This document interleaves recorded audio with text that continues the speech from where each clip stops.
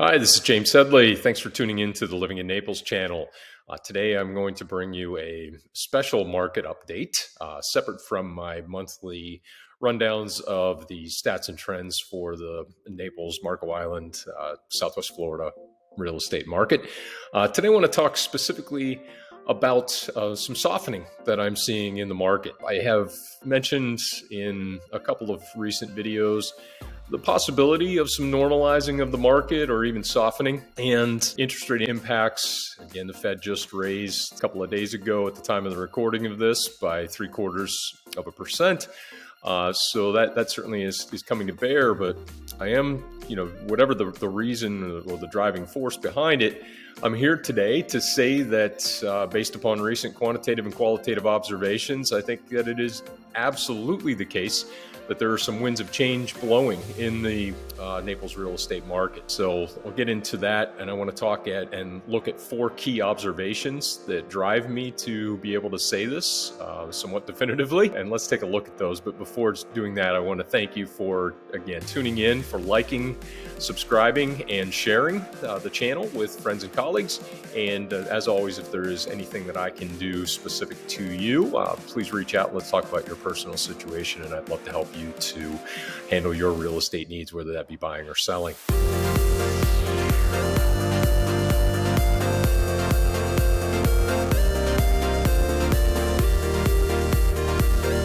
So with that, let's dive right into the first of those observations that I alluded to, and that is, number one, that inventory levels are increasing. Heard me talk about inventory over and over with good reason. Basic economics says that if supply is low and demand is high, or even normal, prices are going to rise. While inventories are not back to the pre-COVID levels by any stretch, there's a noticeable increase in homes coming to market. In Naples, inventory jumped around 450 homes month over month in my last beginning of the month update or end of the month update, however you want to think about that.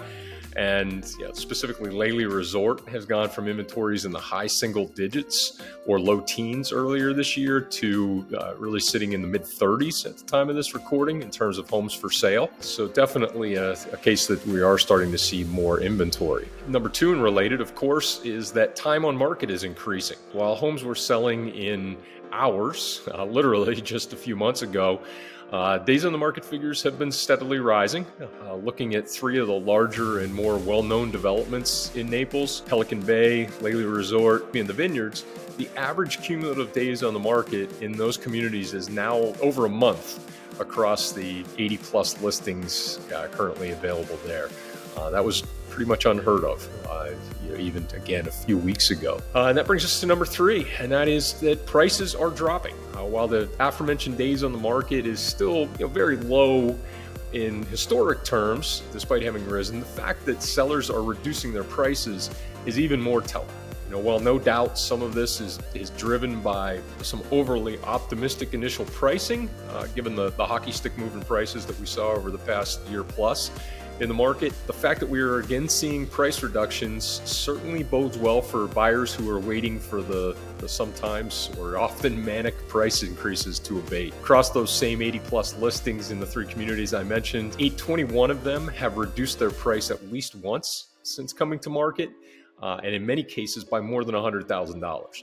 So definitely seeing prices start to come down a bit. Number 4, showings are down. Earlier this year, a new listing under $1 million in one of these communities would have triggered multiple overlapping showings the same day as buyers and their agents scrambled to see a home before it went to contract. Now the pace seems to have returned to a more reasonable one with perhaps a couple showings per day if a listing is priced reasonably, allowing buyers some time to catch their breath and evaluate the relative merits of listings before submitting an offer over asking in a mad dash and in a competitive bidding situation. Those factors definitely have come together to create a little different environment than we have seen for more than a year. So what's it all mean? Here's my best guess. First, it doesn't mean that prices are going to fall dramatically in the area.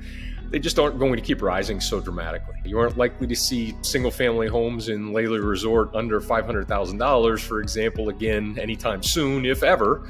But you also aren't likely to need to budget 7 figures for a 2,000 square foot home in there going forward either. Frank, I have a steal of a listing there, I think, closer to $900,000 with a pool and a water view. So let's talk if you're interested in that. That aside, sellers out there are still sitting on significant increases in equity, but they may need to be a little bit more patient when selling now, given these factors that I've talked about today. The good news for them is that there are now increased options for them to relocate should they choose to sell.